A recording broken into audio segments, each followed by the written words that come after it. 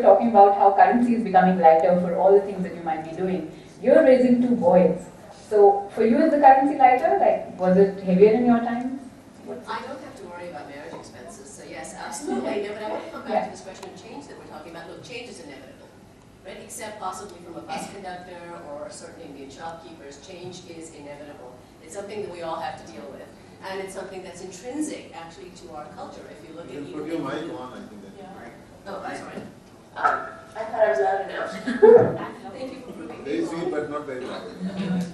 I was saying change is inevitable, except perhaps from a bus conductor or certain Indian shopkeepers, as I've come to find.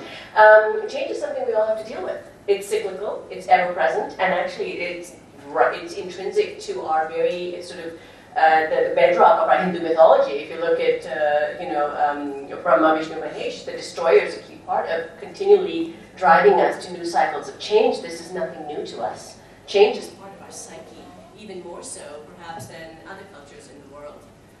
The other thing about India is this is a young and restless nation. 65% of us, my mic is, no, can you hear me? 65% of us are under the age of 35. There are 450 million of us that are under the age of 21. We are young, we are hungry for adventure and experience and flavor and trying out new things and travel. I mean, change, if anything, in India is going to be happening at a far faster pace than anywhere else in the world. And so when we talk about brevity, and I want to come back to something you said, I've never actually been in advertising, I've always been on the client side. So I'm going to give you a slightly client-like perspective to how I define brevity.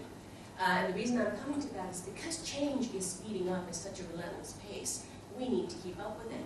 So an average ad is what, 30 seconds long? You know what happens in 30 seconds in today's world? Well, about 6 million instant conversations on IM. 6 websites get hacked. 60 babies get born. 250 CDs of Windows 7 get sold. Shameless self-promotion plug here. That's a Microsoft product. 6,000 acres on Farmville get farmed. Okay? 350 searches happen on Google, and 350 status updates happen on Facebook. So curiosity is perfectly balanced with self-promotion and self-broadcast. There's a lot that happens in the world in 30 seconds.